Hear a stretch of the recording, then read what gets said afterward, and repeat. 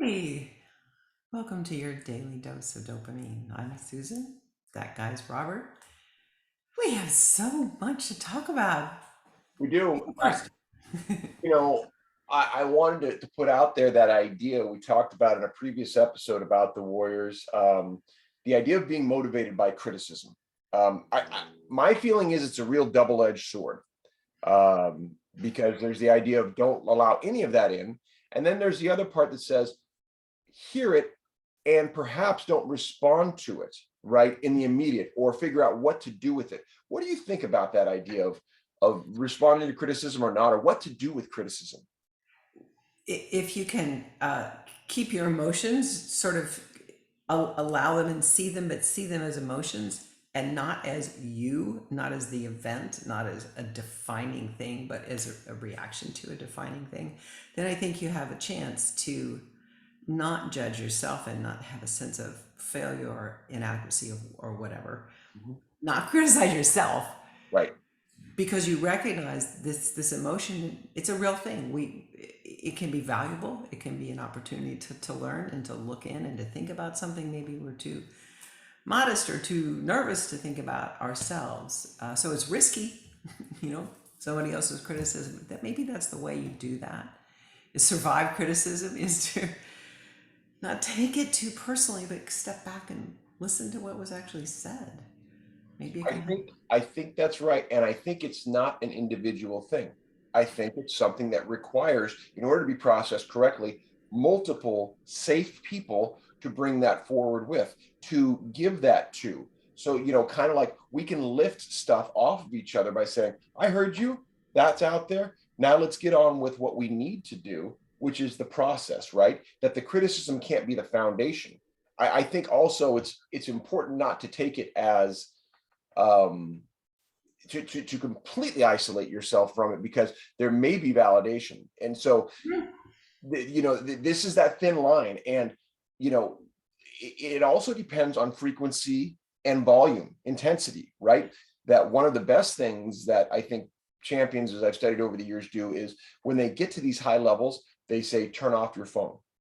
At that point, it is time to turn it off and not hear it, because especially within our media landscape, it's too intense. And talk for another program, those who are offering it are doing what they're doing very disingenuously. I completely believe that. So that, you've already got what you need. And now the job is to quiet the noise and focus on each other and the process. And again, Draymond's the perfect example of that. You're not going to quiet the Boston Celtics fan in TD Garden, right? As they're Oh, screaming out, F you, Draymond, right? I mean, really, and like people say, oh, whatever, it's just that and the other sports fans. That's pretty harsh. That's another level to have 20,000, to the point that the Celtics responded. The Celtics said, if we catch you swearing, we can throw you out of the game. They said, we're not having that chant again, because they said that was too much. They agreed. So there is a line for this. And I give the Celtics a lot of credit for that. Yeah, absolutely. they're yelling and screaming, but we've seen fans go over the top, and we've seen fans approach players on the court. I mean, where is that line? Have a good time.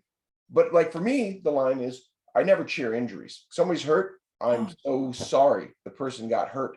oh, And yeah. I experienced that at the Chase Center when I went the other night to watch the watch party. Steph Curry goes down in game 3, and there's one of very few Celtics fans in there who starts cheering at Steph, writhing in pain on the big screen. And I have to tell you, I let loose on this guy, and I'm glad it didn't escalate. I'm there with my son. It was not my finest moment in terms of how I responded, but it infuriated me to hear someone cheering an injury. So, Yeah. Did you have support from anybody around you when you? oh, several Warriors. Another woman came down and actually got in his face, and you know, and he just kind of stood there like, mm-mm, mm-mm. Yep, I guess I got under your skin, which is that common thing. It's like, Yeah, sure. that's a human being up there in pain. We can cheer for the entertainment and project our feelings as fans. There are limits, though, reasonable limits. These are not automatons. They're not video games. They're not avatars. Those are human beings. Yeah, it's simple decency, kindness, just respect it. Yeah. But am I not right that the Celtics fans were also booing their own team at one point last night. You know, I was so engaged in my watch party, I'm not sure. I'm sure they were disappointed.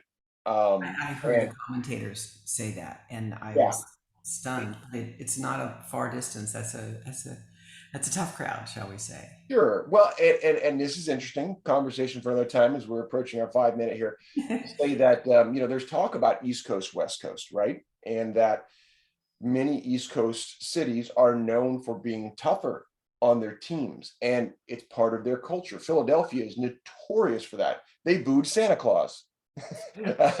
So, at any rate, I'm not here to talk about right or wrong with that. Only that I do believe there are limits and there are reasonable places and things to do with criticism. And we'll talk about that more in our next daily dose. Okay. All right. Yeah.